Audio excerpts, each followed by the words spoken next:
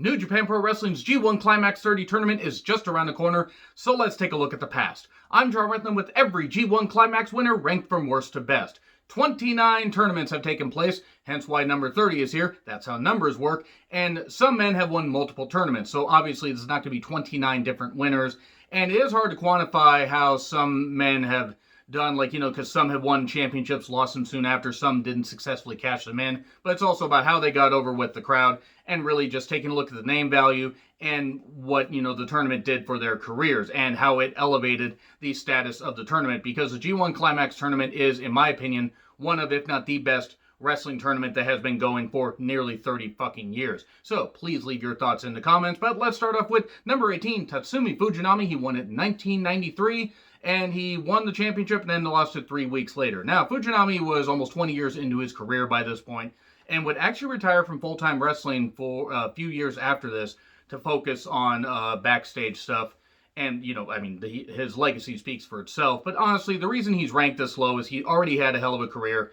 And yes, he won the championship, establishing the fact winning the third G1 Climax tournament. Certainly an accolade he deserved, but maybe not the most memorable, follow-up to a G1 Climax win. So we go to number 17, Manabu Nakanishi, 1999. Now, Nakanishi is a hell of a goddamn talent, and actually I've recently been watching some WCW 1995, and he's there as Kurosawa when he was on Excursion. It was really, really cool to see him there, and just weird to see him with longer hair, in the youth of his career before he got older, stockier, and maybe hung on a little bit too long. But that being said, he was in the prime of his career by this point and really was on the ascent. And him winning made sense, especially, since he was still in the youthful part of his career. And then we get to number 16, Shinya Hashimoto. Right there, that name speaks volumes among a lot of Japanese wrestling fans. And he was near the end of his career by this point. Injuries were starting to add up because of all the stuff that he had done. And he'd had a great goddamn career and would, ease back a little bit after this. But he deserved this accolade, winning one of the earlier G1 Climax tournaments, in 1998. Even if, sadly, his death would come just a few years after this. He would not even make it another decade. And he left a hell of a goddamn legacy. He was just in his mid-40s when he passed away, but he left a hell of a legacy, had a great run with the IWGP Heavyweight Championship. He did some good shit. He's ranked a little bit lower here because this was near the downside of his career, but that doesn't take away from the fact it was a great accolade for him. Number 15, Riki Choshu, 1996. He won every match in the tournament, and Choshu's career speaks for itself. He had a hell of a goddamn run, in a lot of companies. Did some really, really good shit, spread the name of Japanese wrestling, and really is somebody that is very, very revered in a lot of wrestling circles. Legit tough guy, and him winning one of the earlier tournaments certainly added name value and recognition to holy shit, this big goddamn names that are winning this, and, winning the fifth G1 win, 91, 92, 93, 94, 95, 96. Okay, so he won the sixth. Still, he won one of the earlier tournaments, and it was really, really good stuff. Choshu, any of these older matches, if you can check this shit out, seeing Prime Riki Choshu and Prime Tatsumi Fujinami, it's really nice to see what these guys did before, you got to see them later in their career, where they could still do some good shit, but they obviously were not the athletes they used to be. And Choshu's name being added to this list of winners made sense. We then get to number 14, Togi Makabe, 2009. He failed to win against Nakamura. Now, that being said, Togi Makabe, at this point, wasn't just somebody that did the same, few moves in his matches and wasn't just part of multi-man matches where he could phone it in and still get by because he's super over with the crowd. This is when he was in the prime of his career, doing some really good stuff. And him versus Nakamura, that's a match that you could definitely go out of your way to see, because Prime Nakamura and Prime Togi Makabe, some really good stuff to watch. So we get to number 13, Kota Ibushi, 2019. He failed to cash in at Wrestle Kingdom 14. I wanted to put Kota so much higher here, because watching Kota Ibushi beat Jay White in what was an overbooked match, but a well-done match to close the G1 Climax 29 tournament, those two did some really good shit. Now, Kota winning it was great because he had signed a contract with New Japan, a 2-year contract, and I'm guessing he's going to re-up sometime in 2021 when it is up. But he is somebody that really fucking deserved this. And it's a shame that they decided to do a double gold dash and do, the combined titles where you're the IWGP Heavyweight and Intercontinental Champion, because I think Kota would have been able to cash in They did it, and they rectified what they did. They should have done at Wrestle Kingdom 12 with Naito and Okada. But that being said, Kota's win should be remembered as being pretty damn cool, but unfortunately he didn't cash in, so he misses out on the top 10. We get to number 12, Satoshi Kojima. I always screw up Kojima's first name. I apologize for that. He won in 2010, he won the title, and lost at Wrestle Kingdom 5. This is when Kojima was still doing really well. He had his run, he'd gone to All Japan, he'd come back, and he was still in, he was getting towards the downside of his career by this point, because I think he's near 50 now, so he was just in his early 40s by this point. He is, or maybe he was just around 40. I mean, I don't have the ages right in my head, but he was somebody winning at this point made the most sense. Now, he did have some injuries that piled up later in his career, but watching him face Nakamura, going back and watching that match, that was some pretty damn good shit. Being able to see Kojima more in his prime against Nakamura, it was some good shit, really good stuff, and Kojima winning in 2010 was really a great call, and the reason why is because the fans believed it. He had name value, and had just risen up in the ranks in Japanese wrestling, whether it was New Japan or All Japan, so him winning made absolute sense at this time. Then number 11, Yuji Nagata, 2001. He won the title on the 5th of April 2002 and then lost it 13 months later in May of 2003. I love Yuji Nagata. Absolutely love the guy. And he competed on Nitro. I mean, he competed in WCW some. He competed against Kurt Angle in 2008. He's still competing now. He wants to still be competing in 2030. I don't think he will, because I think he'll realize, hey, wait a second, I may be in great shape, but let me not do this. But Yuji Nagata's name speaks volumes, legit tough, hard as nails. Him and Suzuki had an incredible match in the New Japan Cup earlier this year, but 2001 Yuji Nagata still had plenty of years ahead of him before he, started to slide down just a little bit, because Father Time does catch up with everybody, no matter how great a shape we're in. But he did really good with this, and a 13-month title reign is just the icing on the cake to what was a great career even by this point. Number 10, we get to the top 10. Shinsuke Nakamura, 2011, and he failed his cash-in. Because, of course, he did. Nakamura winning championships in New Japan, it's a bit of a weird career. If you take a look at his career, he was treated with much more reverence in New Japan than he was in WWE. He was just a cog in the wheel there, or a cog in the machine. But at this time, he was, face to heel, that kind of stuff. He still was revered, and him failing his cash-in kind of made sense because it gave him a bit more of an edge, and then he would leave, a few years after that. But Nakamura getting this kind of main event push, and if you take a look at, his career, facing Brock Lesnar, stuff like that, and being upset, don't blame him, because Brock boned it the fuck in New Japan and pretty much wrecked New Japan, because he's a goddamn egotistical bitch. But Nakamura kept fighting and doing some really good shit, and really did establish the Intercontinental Championship as one of the premier championships as well. So we get to number 9, Hiroki Goto, 2008. Goto is like Mr. G1. He's going to be in, I believe, his 13th tournament.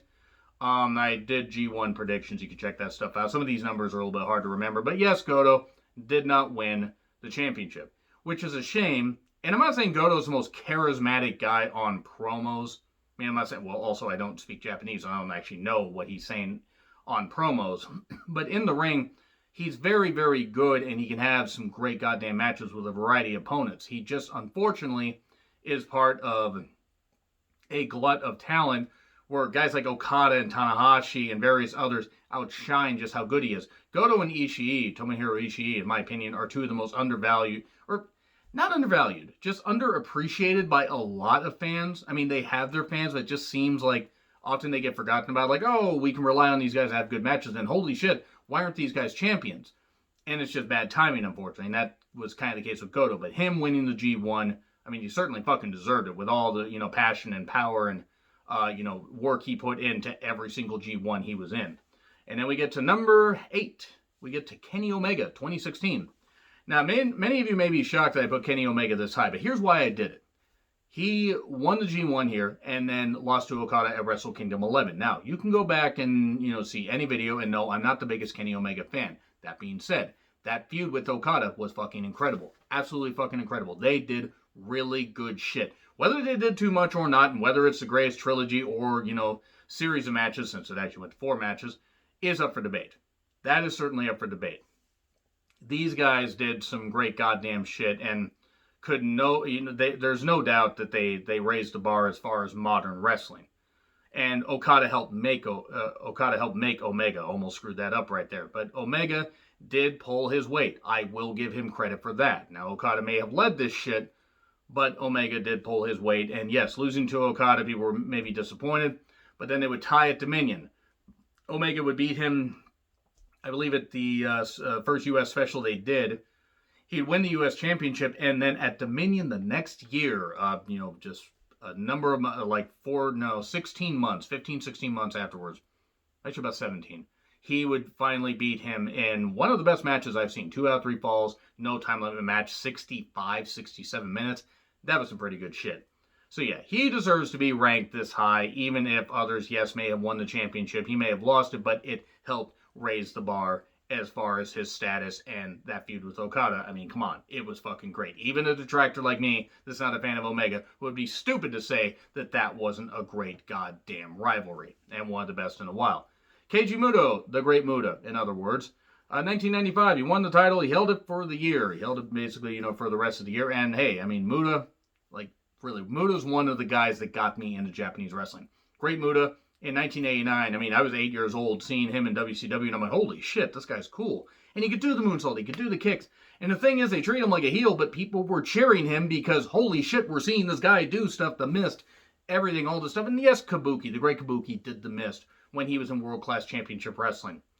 But no offense against Kabuki, he just wasn't as flashy. He was cool, but he wasn't as flashy. Watching Muta, he could just do stuff, whether he was Great Muta, Keiji Muto, that feud with Jushin Thunder Liger, the great match they had in 1996, where they had hugely outlandish outfits. I mean, my God, take a look at Great Muta's outfit. But watching Great Muta win here and just knowing the value that he had in New Japan, he was in the prime of his career at this point, even with knee injuries that would follow soon after. Now we get to the double winners, or the multi-time winners, and there are 6 of them. And unfortunately, I got to rank Tetsuya Naito at number 6. And here's why. Because he won in 2013 and then lost to Okada at Wrestle Kingdom 8. And then he won in 2017 and lost to Okada at Wrestle Kingdom 12. The Wrestle Kingdom 12 one stung. And I went back because I just started watching New Japan live again, even though I'd seen some matches. I just started watching it again live at Wrestle Kingdom 12. And being able to see the build-up and everything, I went back and watched some of this stuff, and I'm like, Naito's got to win. He's got to win. Okada's had it for over a goddamn year since Naito beat him at the April 2016 event. I don't remember what the fuck it was called. Sorry about that. But then he lost it at Dominion back to Okada. And then Okada held it for, at that point, over a year, basically a year and a half, or just over a year and a half. So you're thinking, okay, Naito's going to win. And he should have. Even though it did lead to that great 2 out of 3 falls match with Okada, they yes, Omega beat him, and they wrote themselves into a fucking corner is what they did. And it torpedoed Naito. Yes, he won the Intercontinental Championship and then had that feud with Chris Jericho, a feud that did not help Tetsuya Naito one goddamn bit because Jericho was on the decline at that point. Really on the decline, because that match with Omega was the peak. He hasn't had anything good in New Japan since. But since he lost both of his opportunities, or failed to cash in both of his opportunities, I got to rank him low, which is a shame because his wins were well received. Well, especially in 2017. The 2013 win kind of wasn't as well received. I mean, it wasn't. If that makes any sense. Go back and watch it. You'll kind of see what I mean. It's kind of a weird mixed bag because there were some fans that liked Naito, but it worked a lot better 4 years later. Then we get to number 5, Kensuke Sasaki, a.k.a. Power Warrior, a.k.a. the guy that Road Warrior Hawk teamed with. 1997, he beat Hashimoto. He lost the title then in April of 1998. And in 2000, he won as a champion. He lost it in August. And he won it back again January of 2001, and lost it to Scott Norton in March of 2001. March of 2001. And then Sasaki was pretty much out the door soon after, or out the door, as far as the main eventer soon after that. But Sasaki was pretty damn over for a number of years. Him and Hawk actually are a pretty damn good team. But yeah, he was somebody, during the 90s and early 2000s, at least, the beginning of 2000s, that had a name, had name value, and was definitely a worthy multi-time G1 winner. Then we get to number 4, Kazuchika Okada. Now this one's going to surprise you guys because you're thinking, oh, he won both of his opportunities. No, I mean, he won the G1, but no, in 2012 he lost to Tanahashi at Wrestle Kingdom 7, and then lost to Tanahashi again at Wrestle Kingdom 9. But the thing is, the reason I'm putting him up here is it kept the Tanahashi-Okada rivalry going, which was a great goddamn rivalry. Maybe the best rivalry in modern New Japan history. At least in my opinion, at least as far as a singles record. Please let me know which one you think is better in the comments. Okada, Omega, or Tanahashi, Okada. That one did go on maybe a bit too long because they did even do it in 2018, which was still pretty good. But it's proof that, hey, even the Rainmaker can lose. And it's not like Parker Lewis can't lose. He did some really good shit here. And just kept elevating himself even as a former champion. It proved he was not invincible. Number 3, Tenzan. I'm just going to say Tenzan because I always screw up his first name. 2003, he won the title. He lost to Nakamura less than a month later. He won the tournament again in 2004, back-to-back winner. He wasn't the only back-to-back winner, but he was the second one. And then he won in 2006. He beat Kojima in the finals, hated a rivalry, which is weird, or hated rival, which is weird because they would become Tenkozi soon after that. And I think that was during Kojima's time where he was in New Japan. In New Japan, All Japan were doing their friendly rivalry, which probably wasn't so friendly because New Japan was smashing it. And All Japan had their crowds, but they were kind of on the decline, especially after Giant Baba and other bad management afterwards seemed to kind of torpedo their drawing power, which is a shame because All Japan, you take a look at some of their stuff in the 80s and especially the 90s, they had so many great goddamn people that were, like tag teams, Gordy, Hansen. Yeah, Hansen was like hugely over in All Japan. But Gordy and Dr. Death Steve Williams were a great goddamn tag team. But Tenzan deserves mention because 3-time winner. He's only one of, 3 men that has won the tournament 3 times or more. So he deserves a mention here. But then we get to number 2, Hiroshi Tanahashi, which means I spoiled number 1 if you know your New Japan history. 2007, he lost to Nakamura at Wrestle Kingdom 2 the following year. And then he lost to Okada at Wrestle Kingdom 10 in one incredible match after weighing in 2015. And then 2018, he beat Omega at Wrestle Kingdom 13, which was justifiable. He was the final boss, and Omega couldn't beat him because Omega loves video games. Then he went to be All Elite. And I know there's you know what, I'll get to that another time, but it's just that Tanahashi truly was the ace, even if by the point that he was at Wrestle Kingdom 13, he's beyond washed. He's fought through injuries, he's done a whole bunch of shit, and I'm giving the ace his just due. I just fear he's not going to be walking in 5 years if he doesn't stop. And he is a warrior. He really does push himself. He's in incredible shape on the outside, but he is held together with glue and duct tape on the inside. I just want him to be able to spend time with his kids. He's given his body to, and then some, his body, mind, and soul to New Japan Pro Wrestling, to wrestling in general. He deserves to reap the benefits. But Tana, you're in your 19th consecutive G1. About time to back off. Number 1, though, Masahiro Chono. And he won 3 of these after suffering a severe neck injury at the hands of Stone Cold Steve Austin. He won the first ever G1 tournament in 1991. 1992, he beat Muta for the NWA Championship. They would face off at Starrcade 92.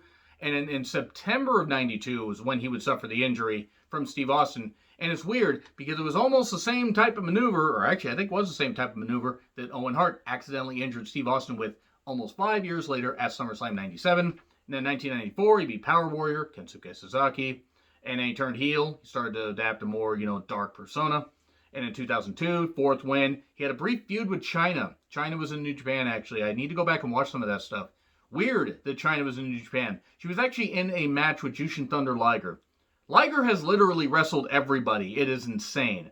Weird how when Jushin Thunder Liger suddenly, when he decided to retire at Wrestle Kingdom, 14.